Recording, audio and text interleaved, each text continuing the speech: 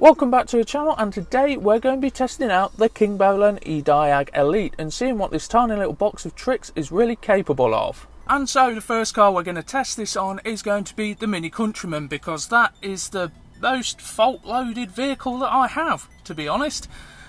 Unsurprisingly so. Right, so to start with, we've simply just got to download the app and create an account. So let's get to the App Store, and we just open up the App Store, search for the Kingbolen Ediag app, find it, click install.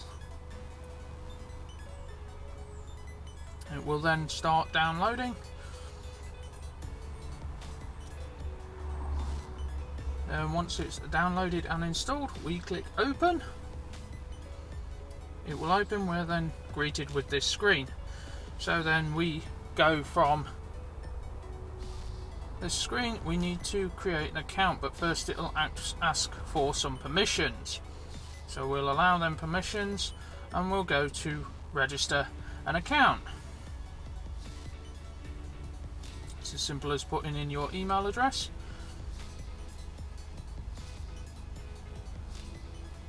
And then it will send a verification code to your email address, which you then just copy and paste into the app, and then you can input your chosen username and password, and then that's as simple as that. Done.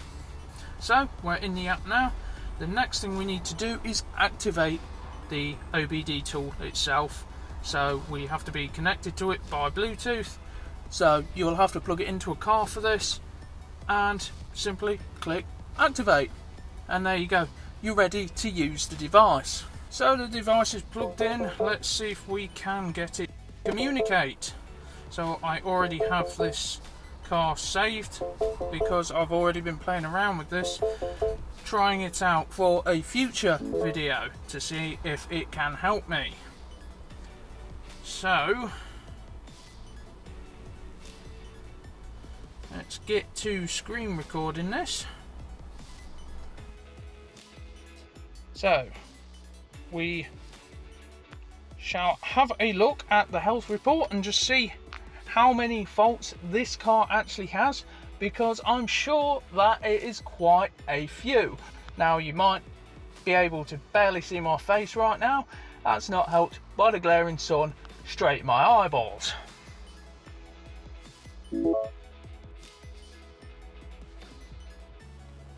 Okay, yes, that is quite a few codes. So we've got codes in the safety gateway module, the instrument cluster, control display, trailer module, footwell module, and air conditioning module. Now it's likely that a lot of these faults are actually generated by the fact that this car has had a flat battery a fair few times now. So we know what fault codes it's got, so let's go to system selection. Let's try let's see, we'll go with the engine control module and just see what we can do with the engine control module. So let's go on actuation test. Electric fan, that's a simple test. Activation is being started. Hit active. Now I think it's because the car, let's try this again.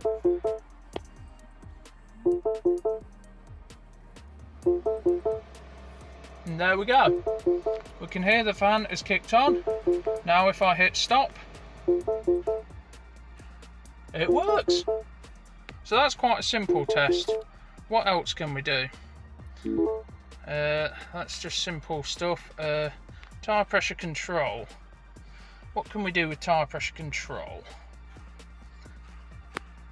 Read fault code, no fault code, actuation test.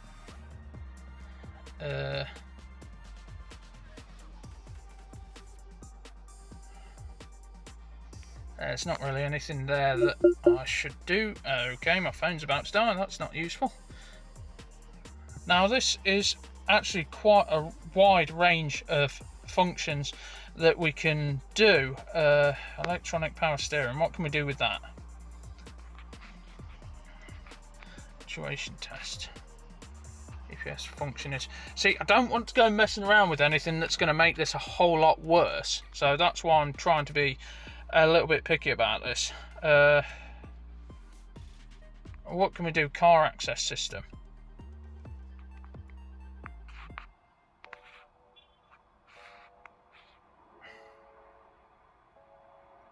No, let's not do that.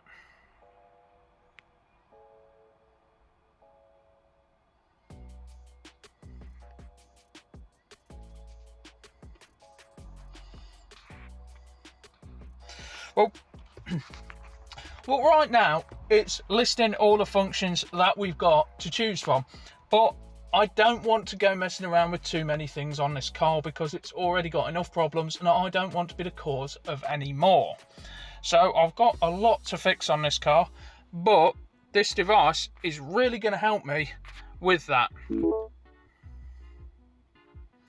So one of the biggest issues is the battery is a bit worn out on this, and that doesn't really help things. Right, so I'm just going to go through all the special functions that this has. So we've got oil maintenance reset, immobiliser reset, electronic throttle relearn, ABS bleeding, brake reset, DPF regen, TPMS reset, steering angle reset, injector coding, gearbox relearn, battery matching, EGR adaptation, sunroof initialisation, air level calibration and adaptive front lighting. Now I have already tested out the DPF regen and it did actually initiate a passive regen, which was strange because I was on the driveway, but it managed to do it and it to some degree worked. But that said, hopefully in the near future I'll be showing this device actually doing it properly along with some other products. Right, so let's see what it can do on the smart car. Now this is an older ECU, so it's not going to be as capable as what we have with the Mini, but that said, it should still be able to give us fairly decent diagnostics. It will just be the bi-directional functions that are probably more restricted with the age of this ECU. That said, let's give it a go.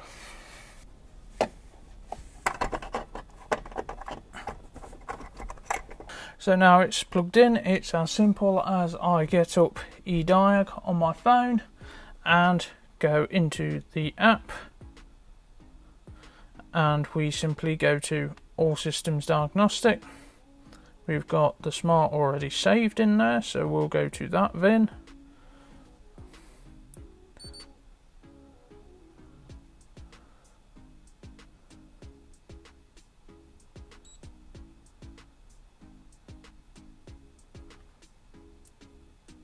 Right, so the functions we've got health report and system selection. So let's go on health report first and just see what it tells us is wrong with the car. So turn on ignition.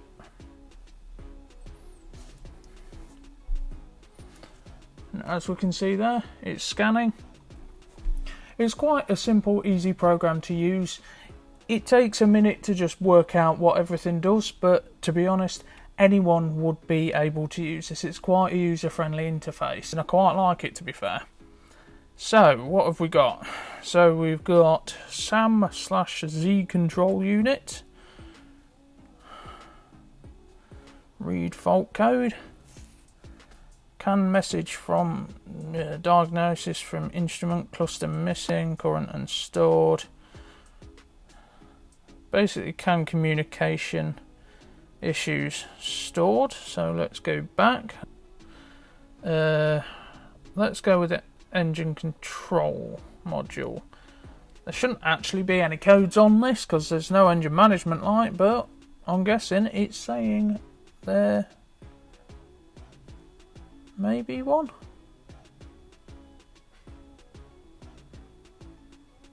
No. No fault codes. That's always a good thing to see. Right. So what I'm going to try now is the SRS supplemental inflatable restraint system. That was really hard for me to say for some reason. Switch on ignition.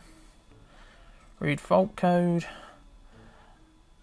Voltage supply is too low. That's stored. So that's obviously when this car had a flat battery, which doesn't really surprise me. Now, can it clear this fault code?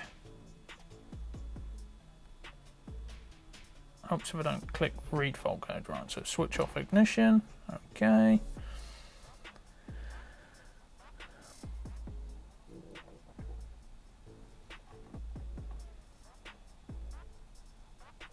Switch on ignition. Okay. Now I suspect, no, it's cleared the fault code in the SRS. So that's actually quite impressive, because to be honest, Mercedes, these early Mercedes ECU setups are really quite finicky at the best of times. So it doesn't surprise me that it's had a little bit of trouble with the SAM module, especially because normally with things like that you do tend to need Mercedes diagnostic anyway. So for typical fault finding, your average driveway kind of repairs, this tool would actually work with this car. I'm quite surprised, to be honest, because I didn't expect it to work at all with this. So that's a thumbs up from me on that one. That's actually quite impressive. Right, so let's see what else this can do. So we're in the ECU now, in live data. So let's see whether it can give us any live data. Let's go with the turbocharger. So if we start the car,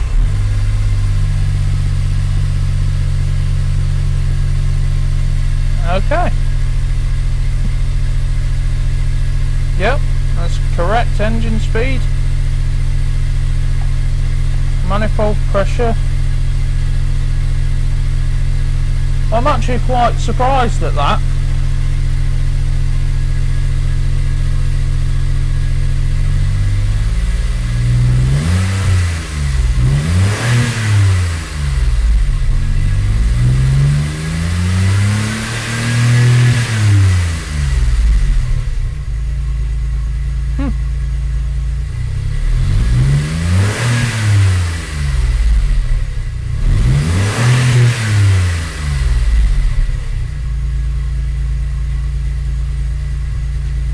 What else can we see? There's actually quite a few options on this. Clutch engagement. Can it show us this?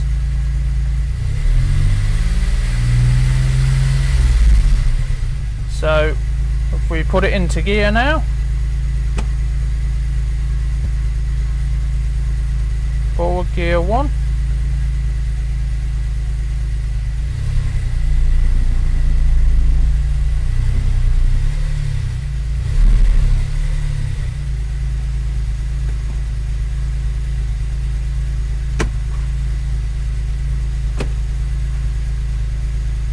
And reverse.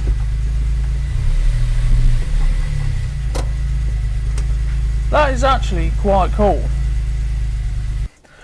So as much as I'd like to sit here all day playing with this, because that's quite cool being able to see all the live data that it can give, I've got a lot to do this week and I'm very busy.